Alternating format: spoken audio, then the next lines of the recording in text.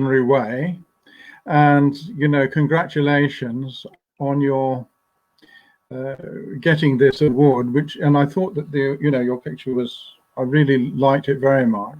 I had by the way, no idea who you were, and that you were actually, you know, an important part of this organization.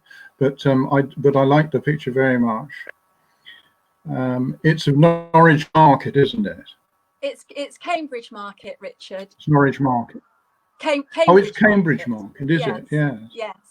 From the right. The viewpoint is from Great St Mary's Church, or the University Church, looking right over the Cambridge Market. Well, I like it very much, and I like it in a sort of formal way, the formal way in which it sort of goes in layers, as it were, a layer of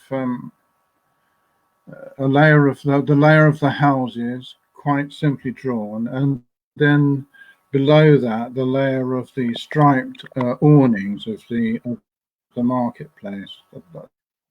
I think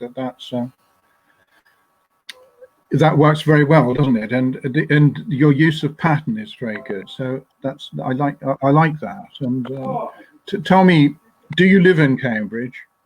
I live just outside Cambridge in a small village, but I visit Cambridge under normal circumstances, maybe not now, very often, and I'm always drawn to the market area and the beautiful building of St Mary's Church, or Great St Mary's rather. And in fact, when I was a teacher in Cambridge, we used to hold our annual carol service there. So it's got quite a lot of very fond memories for me.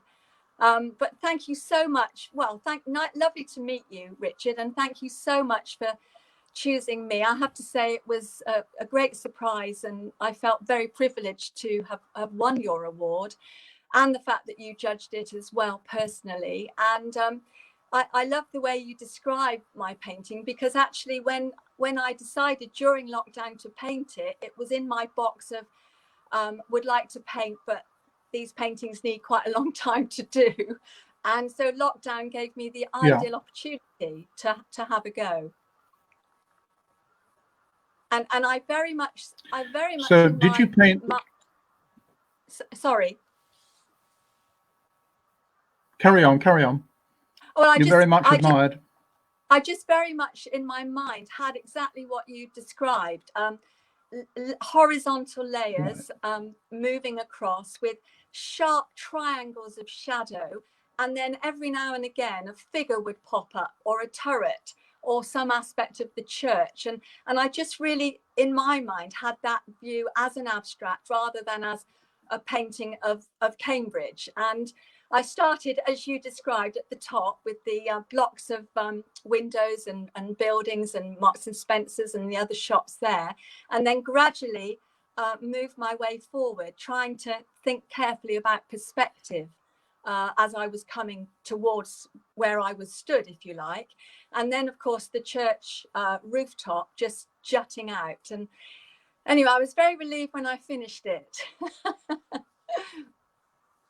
Yes. It's obviously a complicated picture, and also, I mean, another thing about it is that the color, the buildings behind the houses are all quite muted colors, and then you've got these bright striped awnings in the front, which are a really good sort of strong pattern, aren't they? Which is very and the pattern of the awnings is sort of echoed by the pattern of the shadows on the roof of the church in the foreground, those stripes there. So you know, that works very well. Yes, I mean there were some challenges, as you can imagine, but in the end, you know, it was just get the shadows going in the right direction. Just don't touch this white bit, just leave it, you know, and all the decisions that we have to make as artists, you know, walk away when you think you've finished it. But you know much more about art than I do, Richard, and it's just lovely to hear you describing the painting. Thank you. Yes. So how long did it take you? Was it a long was it a long time? I mean, with this painting, I very much took it in stages and did it in layers. So, and with watercolor, as you know, of course, you have to let different sections dry before you begin the rest. So, I mean, it's hard to say in terms of hours, but I decided I wasn't going to give myself any restraints, and that I would finish it when it was finished, and I would do as much as I could, bearing in mind the wet paint, the dry paint, the straight edges, the blurred edges, you know, and so I sort of almost really indulged myself in painting it the way I wanted it done. I had no reason to do it quickly, but I suppose in total, on and off each day, about 3 weeks. It took you about 2 weeks, yes, Yeah. yes. Yeah. Well, it is a very complicated painting. Yes. I was worried it might be too complicated at one point, but in the end, it came out as I had imagined it and as I wanted it. I mean, I can see some errors, but I'm not going to talk about those. So was it a complicated picture to plan? Yes, it was. And do you know what? In thinking about this interview, I was thinking about because I only started painting after I retired, really. I did A-level art in the 70s and wanted to go to art college, but was quite rightly steered into doing a degree in geography. And I ended up teaching geography for many, many years. So I was thinking about all of this and you know, what made me decide to do it in this way and so on, and it's very much part of I think, you know, my teaching, my knowledge of space and shapes, and my ability to look at maps and all of that, if you like, came into play. So I think it's you know, it's very much part of me, this painting, and which is why I suppose I was extra specially delighted to have won a prize for it. You know, I know one doesn't paint to sell.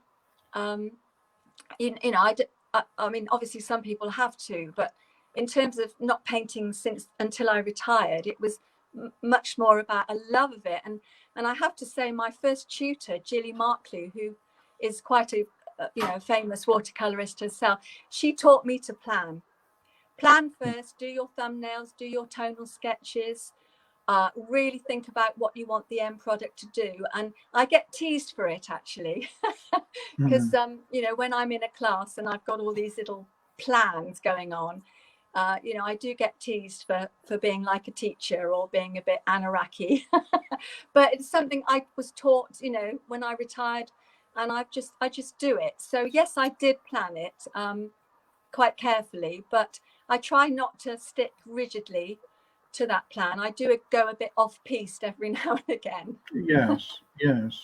But Gilly was very instrumental in, if you like, putting all the building blocks in place, which have in quite a short time, I think, enabled me to finish paintings, most importantly, finish them, but also just, you know, exhibit them, which is such a pleasure. And it's such a privilege, I think. Well, I think that's one of the great things about the society that you belong to, is that sometimes it's really difficult to find somewhere to show pictures, isn't it? And all of these art societies, I think that's one of the great things that they do. And they say, you know, you must get half a dozen pictures ready for the next exhibition, and you think, oh heavens, how am I going to do that? And then but you do, and you force yourself to do it, and then there's an opportunity to show the pictures, and also there's the great opportunity to meet all sorts of other people who are interested in the same sort of thing, and so I do think that art societies are really good in that way. And you know, I'm really pleased to see how you know, how really good this society is. And I looked through the applicants for this prize, and I've noted down here, you can see on this piece of paper, I've noted down, actually there must be 20 20 people that I thought, oh, that's really good, and Fantastic. it's a good, yes, so it's a very good standard, I think, a really good standard. This Oh, is a society that I actually founded back in when I was the president of the Royal Watercolour Society back in between 2006 and 2009, and I was so I'm delighted that it's really going on so well. Well, thank you for saying that, and I'm so aware of the huge support we've had from the Royal Watercolour Society, yourself, specifically this year, and also the Royal Institute as well. And I have to say, it just makes such a difference to our artists to know that their work is, being looked at and selected by really, prominent artists and prominent judges, and it's really lifted our, if you like, our confidence and our encouragement to keep painting, particularly bearing in mind the current, pandemic, which has had an impact on many artists. Yes, it has. And how have you found the lockdown and so on yourself? Have you found that very difficult to bear, or how's it affected your painting? I mean, I think as a retiree, I've been lucky in that I haven't got a job to worry about, which is really important. In terms of painting, one of the bonuses of the SEAW is that every Sunday afternoon, we have an open studio through an app, which is Whereby, and our artists come in and talk about their work and what they're doing and how they're feeling and how they're painting. Yeah. And in fact, I know there'll be some artists watching this that will look at this prize and this painting and laugh, really, because for 3 weeks in a row I was painting this, and other artists were going, "Crikey, Mel, what are you doing?" So that's really helped during lockdown. And also, I don't know if you're aware, but once a week, certainly between March and July, we sent out a newsletter to all of our artists, and they started to contribute to that newsletter, and we called it Isolation, and it was really well received, and it got a lot of hits, and I think it's drawn in our artists in what might have been a really difficult period. Yeah. And I was so glad we did that, because I don't think we would have had as many entries nor as high a quality of work in the online exhibition if we hadn't done that and drawn in our artists. We've got a fantastic administrator called Laurie Bentley, who's actually Vandy's sister, who does a lot of our work online, and she's been amazing. And I'm, as a new chair in this current situation, I'm so grateful, and I know our artists are very grateful too. And a big thank you to everybody that's been involved in making this exhibition such a success. Well, I think you've done very well, and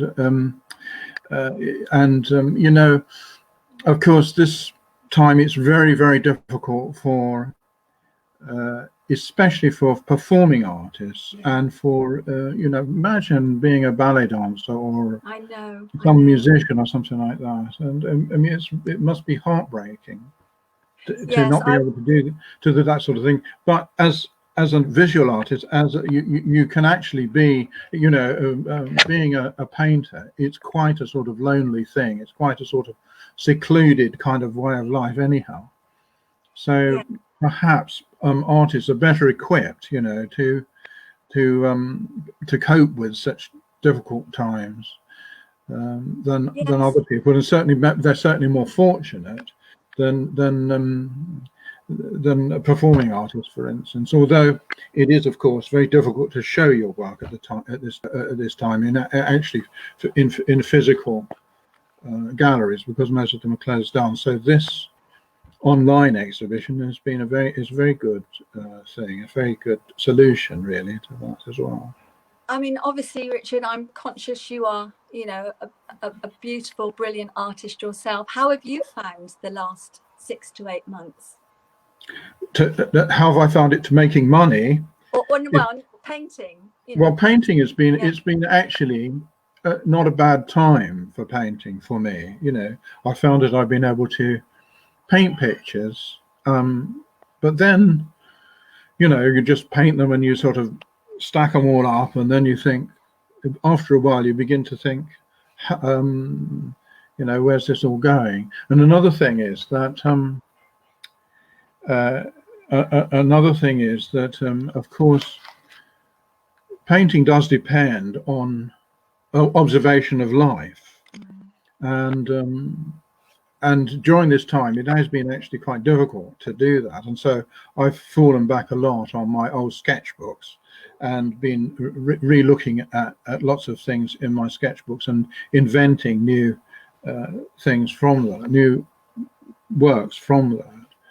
But and I think that that's all right for a while, but there will come a time when, you know, that just won't be, it would lose its kind of freshness, I think, eventually. It's probably quite a good thing for a while, but eventually you do need the actual input of being out and actually experiencing things if you're, originally, you know.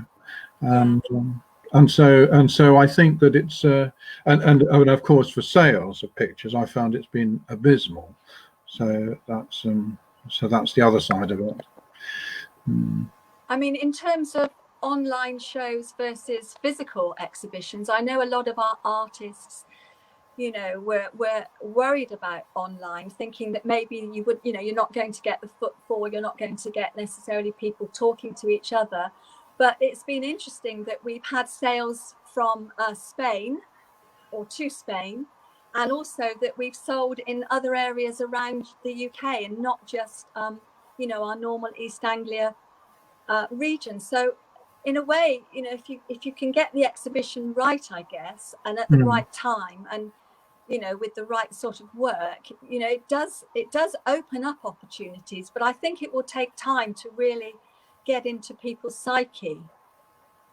I think so, yes. I mean, I think one of the problems that people, the problems that cross people's minds is that buying a work of art, you know, it's a very individual thing. Yes. And it's kind of difficult to get a really good impression from an image on a computer.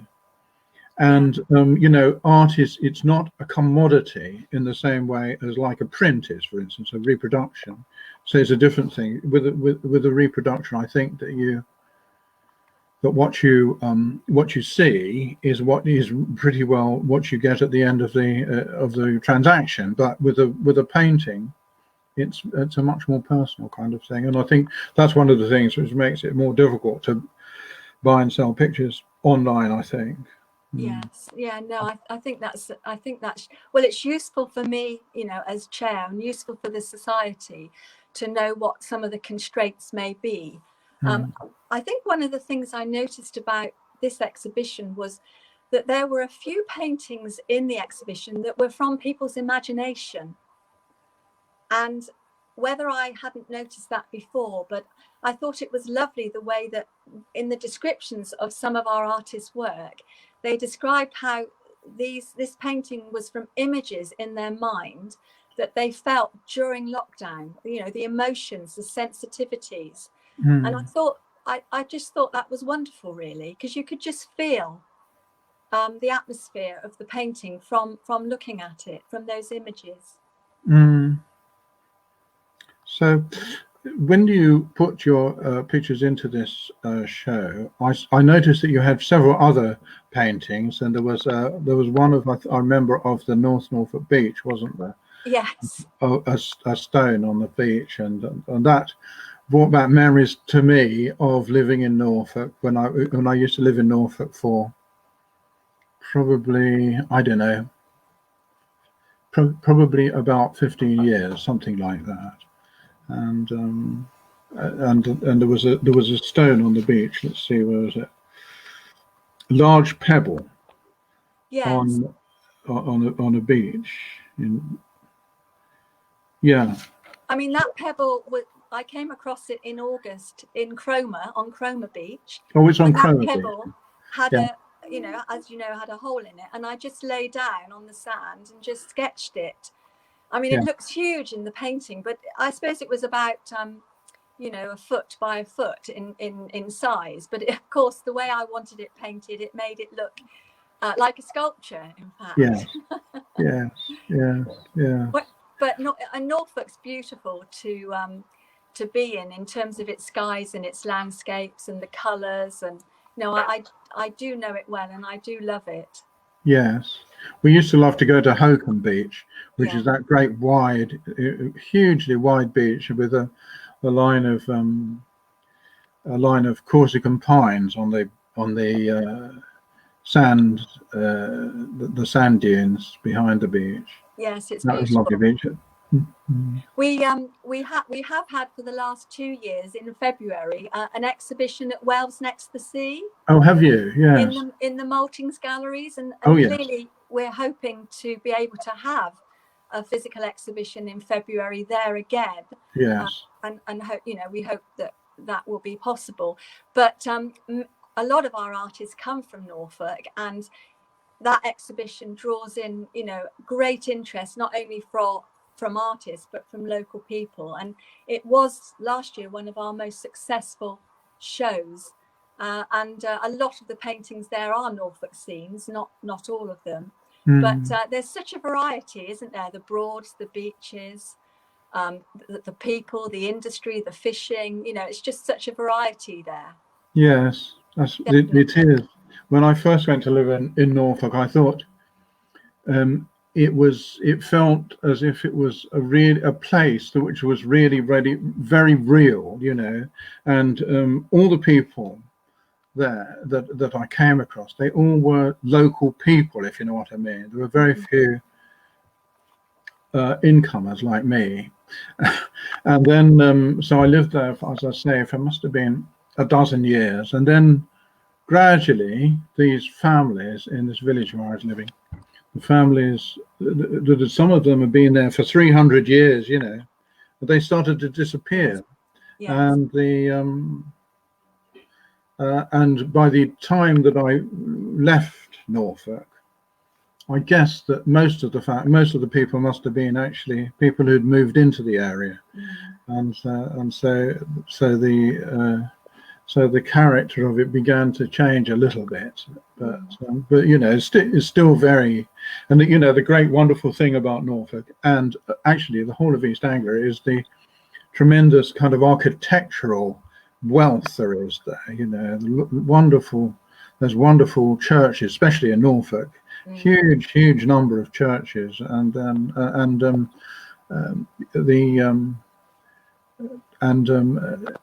yes, and they seem to be particularly significant in that sort of landscape. You know, that sort of rather flat, rolling landscape. Lovely, but Cambridge is a great city too, isn't it? It's a wonderful city. And it is. I think I just feel very lucky to, you know, live very close to Cambridge, and you know, I've been here for nearly 40 years now, and it's just well, I keep finding different things to go and see and do, you know, each time I go in. So clearly it's been affected significantly over the last 8 months, but it's joyous. It's a lovely mixture of, you know, architecture, cultural life. It's very social. There's a lovely sort of modern dynamic feel to it as well, and I think we are, you know, we are very, very lucky to live here, definitely. Yeah, it's not a great place for art galleries, is it? I noticed. Not terribly, although I have to say there's a lot of art societies and artists that do put on the most wonderful open exhibitions in July. And certainly there's always art to go and see, you know, whether it's in someone's house or in a church or, you know, as part of a society. And I think the art community in Cambridge and its surrounding area is really thriving. And I know a lot of local artists have really supported the SEAW exhibition and really promoted that across their own, art networks. And we go into, Bedfordshire, Essex, Norfolk, Suffolk, and Cambridge. So it's been fantastic from that point of view, drawing in artists and encouraging artists to be members of the SEAW. That's really great. That's marvelous. Yeah. And thank you for your fantastic support. Richard, I'm not sure how long we should be talking, but it's just wonderful to to have this conversation, and I know a lot of people will be listening, and I just wondered if there was anything about your art, your work, your life as an artist that you wanted to say. My life as an artist, well, this is my life is all I've ever done. I've never had a proper job, and so I started off as a student at the at Kingston Art School and Walthamstow Art School and the Royal Academy schools, and then I managed, after I left that, there was a 7-year training, and I managed after I left that to get enough work to actually support me for the next few years, and I did all sorts of different kinds of painting. I started off, I suppose, really as a landscape painter and a few portraits and still lives and that kind of thing, but very much paintings from observation. So I would sit down in a field and paint a picture, and at the end of about maybe 3 days or maybe longer, the picture would be finished, and that would be it, you see.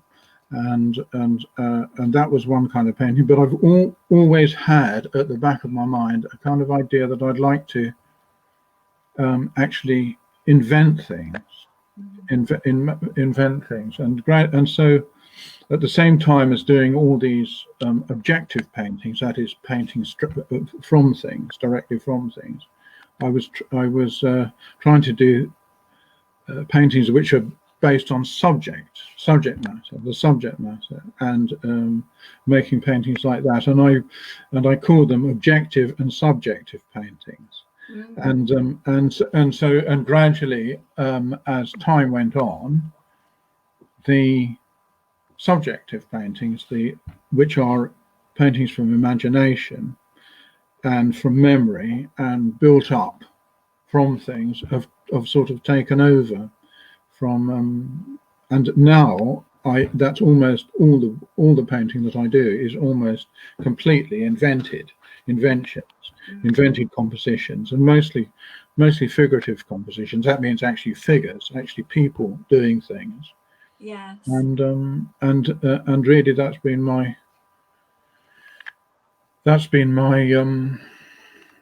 story, I suppose. And I think that I've found that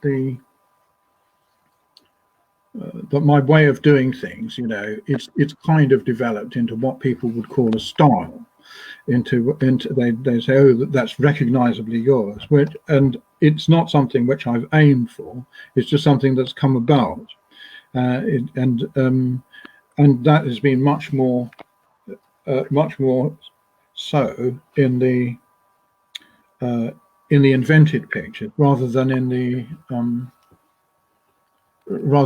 the observed pictures. I think maybe the invented pictures have got more of a kind of a personal message, if you like, or something like that. That's what people would probably say.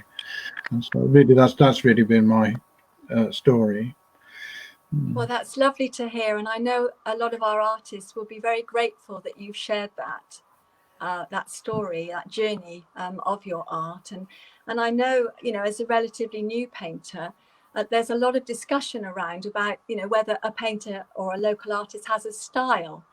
And, certainly personally, I don't feel that I have a style yet, but it's something that, maybe I will have.